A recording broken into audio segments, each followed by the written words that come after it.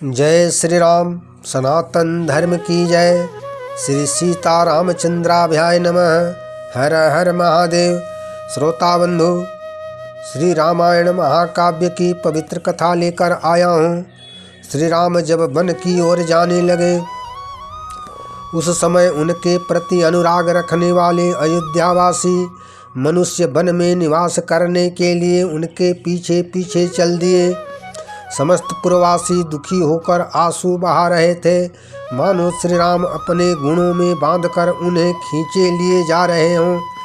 तदंतर तमसा नदी के तट पर पहुंचकर श्री राम ने सीता की ओर देखकर लक्ष्मण से बोले, सुमित्रा नंदन, तमसा के तट पर आज की रात मैं केवल जल पीकर ही बिताऊंगा। तमसा के तट पर वृक्ष के पत्तों से बनी हुई सैया पर श्री राम लक्ष्मण और सीता के साथ बैठे। थोड़ी देर बाद में सीता सहित श्री राम को सोया हुआ देख लक्ष्मण सुमंत से उनके नाना प्रकार के गुणों का वर्णन करने लगे। इतने में ही सूर्योदय का समय निकट आ गया। श्री राम तड़के ही उठे और पुरवासियों को सोए हुए देखकर कहे, लक्ष्मण, जब तक पुरवासी सो रहे हैं तभी तक हम लोग रथ पर सवार होकर शीघ्रता पूर्वक यहाँ से चल दें। फिर श्री राम ने सारथी से कहा, सुमंत, आप रथ पर आरूढ़ होकर पहले उत्तर दिशा की ओर जाइए। 2 घड़ी तक तीव्र गति से उत्तर जाकर फिर दूसरे मार्ग से रथ को यहीं लौटा लाइए। जिस तरह पुरवासियों को मेरा पता न चल सके वैसा प्रयत्न कीजिए। सारथी ने वैसा ही किया। तत्पश्चात सीता सहित श्री राम और लक्ष्मण रथ पर चढ़े। सारथी ने रथ को वन में तपोवन की ओर बढ़ा दिया। इधर रात बीतने पर जब सवेरा हुआ तब अयोध्यावासी श्री राम को न देखकर शोक से व्याकुल हो गए। वे आंसू बहाते हुए इधर उधर उनकी खोज करने लगे। श्री राम किधर गए इस बात का उन्हें कोई चिन्ह दिखाई नहीं दिया। वे नगरवासी दुखी मन से अयोध्या की ओर लौट पड़े। जय श्री राम। श्रोता बंधु, मैं पंडित गोपाल जी तिवारी सत्य सनातन ज्ञान संगम चैनल से श्री राम के चरणों में नमन करते हुए चैनल पर समस्त श्रोता बंधुओं का स्वागत करता हूँ। हमारा प्रयास पौराणिक कथाओं को जन जन तक पहुँचाना है। सनातन धर्म की जय। श्रोता बंधु, नगरवासी अयोध्यावासी अपने अपने घर में आकर पत्नी और पुत्रों से घिरे हुए आंसू बहाने लगे। उस दिन गृहस्थों के घर में चूल्हे नहीं जले, रसोई नहीं बनी। कई के कारण यह सारा राज्य अनाथ एवं उपद्रव का केंद्र बन गया है। श्री राम के वनवासी हो जाने पर महाराज दशरथ जीवित नहीं रहेंगे। उधर श्री राम लक्ष्मण और सीता सहित सुमंत के साथ गोमती नदी को पार किए।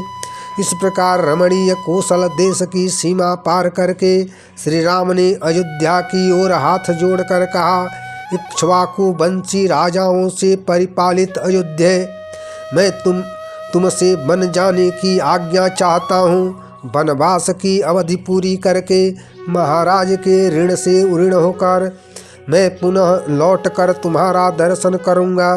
वहाँ से आगे बढ़कर श्री राम त्रिपथगामिनी दिव्य नदी गंगा का दर्शन किए, जो शीतल जल से भरी हुई थी। बहुत से महर्षि उनका सेवन करते थे। उन्हीं देव नदी गंगा के पास श्री राम पहुँचे। गंगा की वह धारा श्रृंगबेरपुर में बह रही थी। गंगा जी का दर्शन करके श्री राम ने सारथी सुमंत से कहा, सुमंत, आज हम लोग यहीं रहेंगे। श्रृंगबेरपुर में गुह नाम का राजा राज्य करते थे। निशाराज गुह ने जब सुना कि श्री राम मेरे राज्य में पधारे हैं, तब वो अपने मंत्रियों और बंधु बांधवों के साथ श्री राम से मिलने आए। निषाद राज को आया हुआ देखकर श्री राम लक्ष्मण के साथ आगे बढ़कर उनसे मिले। श्री राम को हृदय से लगाकर गुह ने कहा, श्री राम, आपके लिए जैसे अयोध्या का राज्य है उसी प्रकार यह भी राज्य है। बताइए मैं आपकी क्या सेवा करूं? आप जैसा प्रिय अतिथि किसको सुलभ होगा। फिर पत्नी सहित श्री राम भूमि पर ही तृण की सैया बिछाकर सोए। गुह भी धनुष धारण करके सुमंत के साथ बैठकर लक्ष्मण से बातचीत करते हुए श्री राम की रक्षा के लिए रात भर जागता रहा। जब रात बीती और प्रभात हुआ, उस समय श्री राम ने लक्ष्मण से कहा, लक्ष्मण, अब हमें समुद्रगामिनी पवित्र गंगा जी के पार उतरना चाहिए। श्री राम का वचन सुनकर निषाद राज गुह ने अपने सचिव से सुंदर नाव लाने के लिए कहा। निषाद राज के आदेश को सुनकर उनका मंत्री एक सुंदर नाव घाट पर लाया। तब गुह ने हाथ जोड़कर श्री राम से कहा, देव, गंगा नदी को पार करने के लिए यह नाव आ गई है, अब आप शीघ्र इस पर आरूढ़ होइए। तब श्री राम ने सुमंत से कहा, सुमंत जी, अब आप शीघ्र ही महाराज के पास लौट जाइए।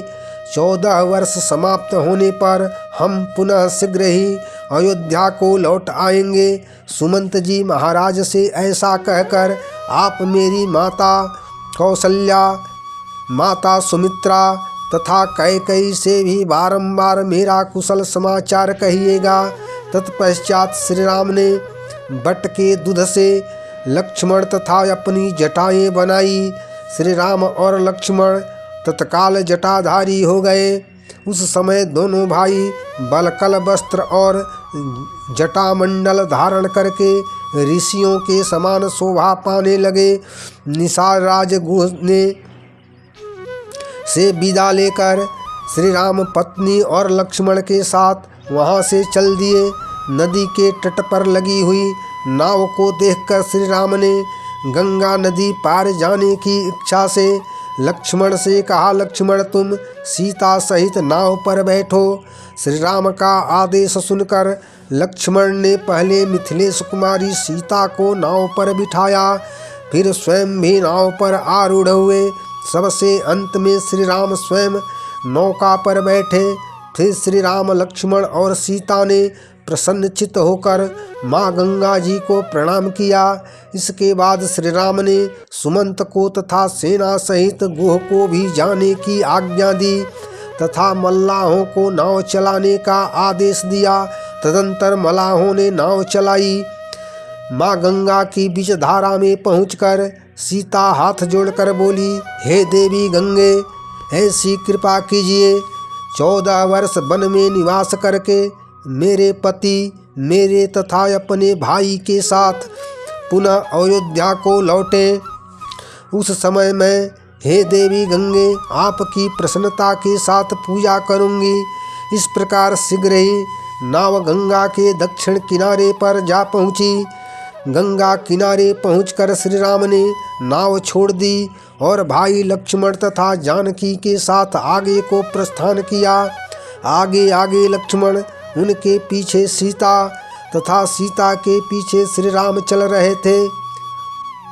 शाम के समय पवित्र कंदमूल आदि लेकर वन में ठहरने के लिए एक वृक्ष के नीचे चले गए। तदंतर वहां बैठे हुए सीता और श्री राम ने बट वृक्ष के नीचे लक्ष्मण द्वारा घास पात से निर्मित सैया पर वे दोनों सीता और राम सो गए।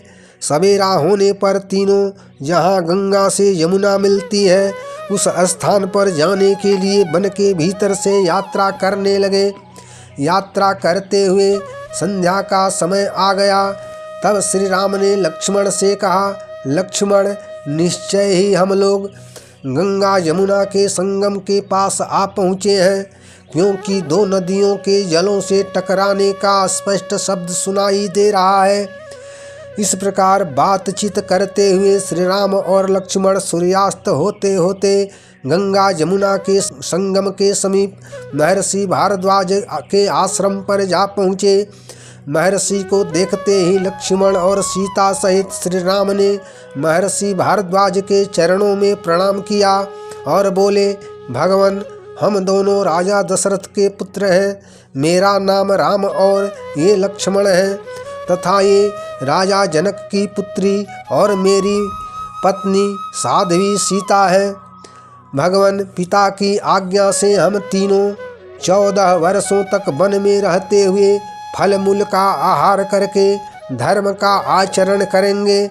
महर्षि भारद्वाज ने अपने आश्रम पर पधारे हुए श्री राम का स्वागत पूर्वक सत्कार किया और श्री राम से बोले, श्री राम, मैं इस आश्रम पर दीर्घकाल से तुम्हारे आगमन की प्रतीक्षा कर रहा था।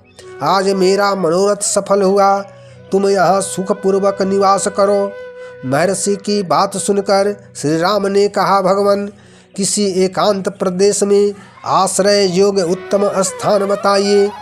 श्री राम की बात सुनकर महर्षि भारद्वाज ने कहा, श्री राम, यहाँ से 10 कोस की दूरी पर चित्रकूट नामक पर्वत है। उसी पर्वत पर वनवास के उद्देश्य से निवास करो। रघुनंदन, चित्रकूट के पास मंदाकिनी नदी, अनेक जल स्रोत, गुफा, कंदरा और सुंदर झरने भी हैं। तुम उसी पर्वत पर जाकर डेरा डालो और सीता लक्ष्मण के साथ निवास करो।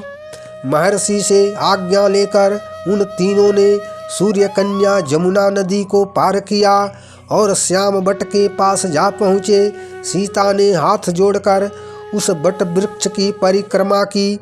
तत्पश्चात श्री राम, सीता और लक्ष्मण उस सुंदर वन में घूम फिरकर शीघ्र ही यमुना नदी के समतल तट पर आ गए और रात में वहीं निवास किया।